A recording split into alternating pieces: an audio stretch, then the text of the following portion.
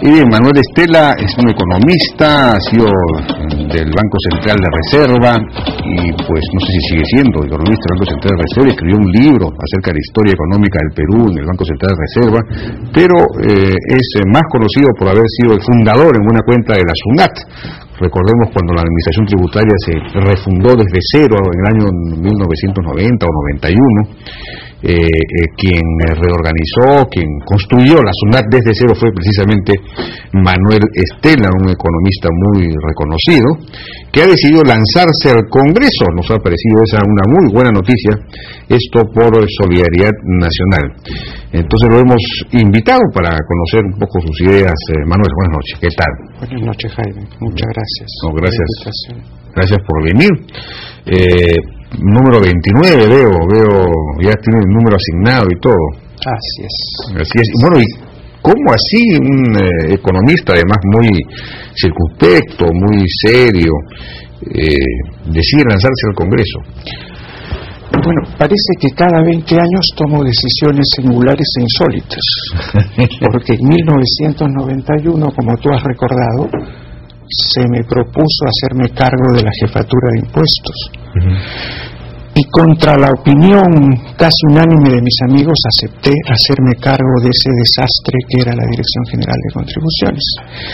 Y ahora, 20 años después, también se repite lo mismo. Mis amigos trataban de desalentarme, pero finalmente decidí dar este paso, ¿no?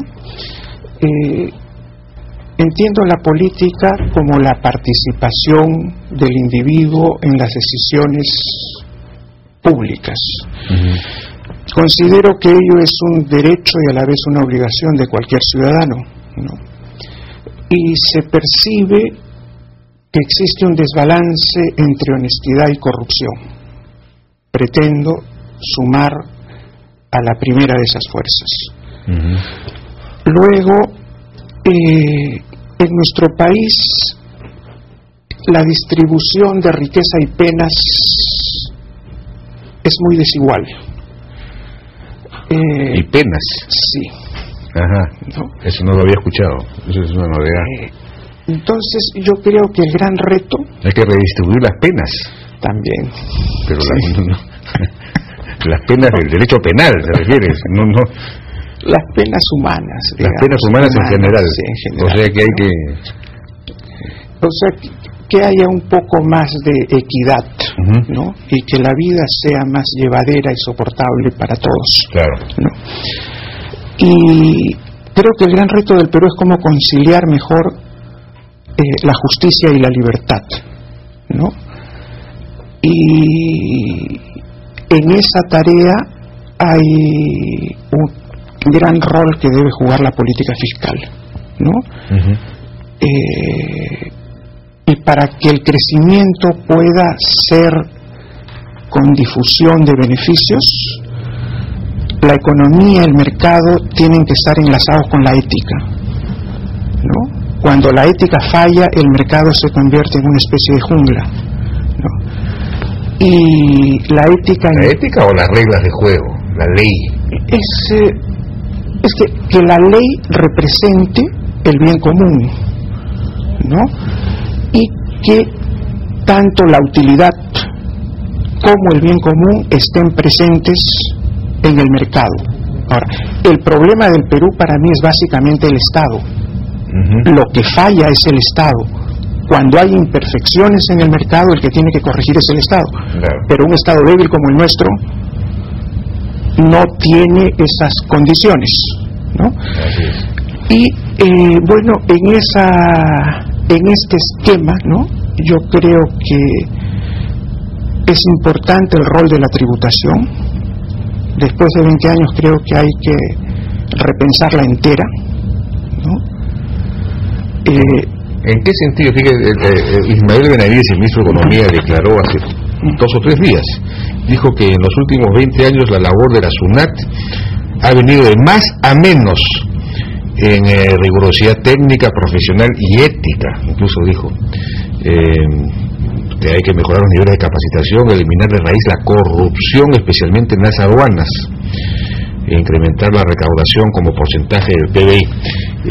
Señala que la SUNAT maneja los dineros del público y tiene que ser pues impoluta, no puede haber ahí nada de corrupción, etcétera. En fin, tuvo varias críticas. ¿Cuáles coincide con esas apreciaciones? Para mí es muy difícil criticar a SUNAT, ¿no? SUNAT es para mí como una hija. Yo creo que las cosas podrían estar mejor. La situación de hoy es compleja. Con relación a la SUNAT fundacional, mucha agua ha corrido bajo los puentes, ¿no? Pero yo creo que hay que ser ponderado cuando se enjuicia la labor de SUNAT. ¿Por qué? Porque la tributación en esencia es un cumplimiento voluntario del ciudadano. Y la autoridad tributaria impulsa el cumplimiento tributario a través de señales de riesgo. Pero a base de puro riesgo y a base de puro miedo no se sostiene ninguna recaudación. O sea, tiene que haber una dosis, pero es muy importante el desarrollo de la conciencia tributaria. Ahora, y la conciencia tributaria depende de factores que son exógenos a SUNAT. Por ejemplo, el ciudadano paga impuestos sintiendo que es un sacrificio en su vida. O sea, nadie paga impuestos y canta aleluya. Sí, pues. O sea, el que hace eso es un evasor para mí. O sea, a todos nos cuesta y sufrimos. Nos vemos incentivados a cumplir con el sacrificio cuando vemos eficiencia en los servicios que el Estado tiene que brindarnos como contrapartida. Así es. Pero cuando el Estado tiene instituciones débiles y sus servicios son sumamente ineficientes, entonces SUNAT juega contra una gran fuerza en contra. Ahora, para que los servicios del Estado sean eficientes, lo que se impone en el Perú es la reforma del Estado. Sí, pues. Pero la reforma del Estado yo encuentro que ya es casi un tema de leyenda en el Perú. Sí, pues. En todos los procesos electorales se trata el tema, pero el partido que gana luego desatiende este reto. Entonces, no podemos olvidar que la recaudación y el gasto público son las dos caras de la misma moneda. Entonces, criticar a SUNAT cuando por el lado del gasto público y del Estado las cosas son débiles, ¿no? Yo digo, bueno, la crítica a SUNAT es un poco exagerada, ¿no? Eso como primer punto. Y en segundo lugar, sí es cierto, o sea, el ministro tiene toda la razón en decir que el nivel de la recaudación es insuficiente frente a la magnitud del gasto que él experimenta como presión. No obstante que los precios de los commodities están en este momento muy favorables, ¿no? Ahora, ¿por qué la presión no es mayor? Porque hay márgenes de incumplimiento tributario en el IGB y en el impuesto a la renta que todavía son significativos. Así es. Entonces, ¿por qué ocurre eso? Yo creo que la SUNAT tiene que recuperar su capacidad analítica, ¿no? Aquí entra el tema de la informalidad. Sí, pues. ¿No? La informalidad tiene una vinculación con la economía regular. O sea, no se pueden leer como si fueran las vías paralelas de Plutarco. Sí, pues. ¿No? Bueno, hay que analizar más la formalidad y cuál es el nexo, el punto a partir del cual se desvían los bienes y se dan transacciones no registradas. Los niveles de informalidad, yo creo, permiten hoy día plantear la siguiente hipótesis, que puede parecer paradójica para quienes solo tienen un conocimiento superficial de la tributación. En el Perú de hoy bien podría darse el caso que desterrando improvisación y realizando los estudios, los cálculos, las proyecciones, pertinentes, revisadas con sujeción a la regla prueba-error, podamos en un corto plazo bajar tasas, porque las tasas están excesivamente altas. O sea, y eso afecta la competitividad de nuestro aparato productivo. Claro. Y genera informalidad. Claro. Podemos bajar tasas, pero a mí me parece que podemos subir recaudación. O sea, eso es lo que para muchos eso sería paradójico. Yo creo que no. ¿Que no podemos hacerlo? No, que sí podemos hacerlo. Ajá. Yo creo bueno, que ese es el planteamiento que también está haciendo Pedro Pablo Kuczynski, ¿no? Y también lo está haciendo él. Digamos, bajar tasas, pero con un programa de formalización. Bajar tasas ayuda también a formalizarnos, pero... Sí, pero yo creo que hay que revisar la tributación, ¿no? ¿Cómo? ¿En qué sentido? Hay que ponerla en la perspectiva correcta, y esa perspectiva es la de una tributación que ayude a construir equidad en el Perú. Otro tema crítico hoy día es... ¿Eso significaría subir los impuestos directos? No necesariamente, sino que se pague pague lo que se debe pagar. El problema es que hay mucho incumplimiento. Ahora, en eso también tiene responsabilidad la SUNAT, en el sentido de que es muy engorroso pagar impuestos. Es decir, en ese sentido, en el Doing Business o en alguno de estos rankings estamos en unos lugares... Claro, es que en algunos... mucho papeleo, mucho trámite, mucha barrera. En estos 20 años... en algunos puntos hemos caminado para atrás. O sea, en la SUNAT fundacional uno de los grandes logros fue ceñirnos al principio de la simplicidad. Ahora el sistema está complejo. Los procedimientos, no obstante que SUNAT tiene un notable sistema de gestión de información, que yo creo que no está siendo utilizado a plena capacidad. Ese es otro punto central, ¿no? O sea, es cosa de que SUNAT se ayorne, que SUNAT despierte y actúe a plena capacidad, ¿no?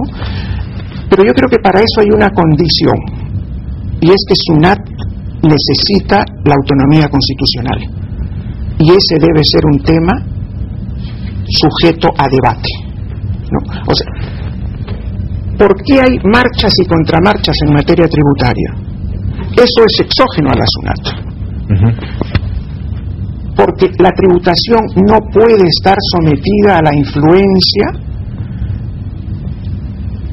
del poder económico y de sus agentes y operadores que se enquistan en el poder político. ¿No?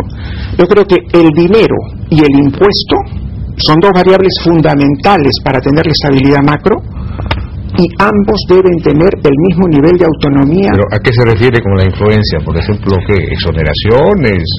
Normas, ¿no? Cambios en el régimen tributario, en el código, ¿no? Que pasan aparentemente desapercibidos, pero que obstaculizan el trabajo de SUNAT. O sea, por una parte es cierto, o sea, SUNAT podría ser más intenso, podría tener una actividad más intensa en sus fiscalizaciones. Pero SUNAT también se ha visto perjudicada. Pongo el decreto de urgencia que limitó los salarios, ¿no? Eso ha tenido un efecto en la calidad del capital humano de SUNAT. En SUNAT y en todo el Estado peruano. Bueno, eso fue una cosa casi, no sé, nefasta realmente para la reforma misma del Estado. El tema, por ejemplo, de la minería o de la industria hidrocarburífera, se habla, algunos plantean impuestos a las sobreganancias o a un esquema de regalías, en fin, ¿cuál sería el planteamiento ahí? Yo creo que estos temas, en primer lugar, tienen que ser estudiados a fondo y que no deben ser politizados, ¿no? Un principio fundamental de la tributación es que haya empresas exitosas y con rentabilidad. Claro. Cuando no hay rentabilidad es como pretender, digamos, recoger huevos todas las mañanas, ¿no? Claro. Y que la gallina ya no está. Entonces, la rentabilidad tiene que ser respetada. Ahora, pero tiene que haber otro principio, ¿no? Y es compartir de una manera, regreso al enfoque equidad, ¿no? De una manera equitativa, los periodos de bonanza y los periodos de depresión, porque estos precios de los commodities, pues, nadie los controla, ¿no? Y yo creo que debería haber una regla que establezca tramos. Cuando los precios pasan de ciertos límites,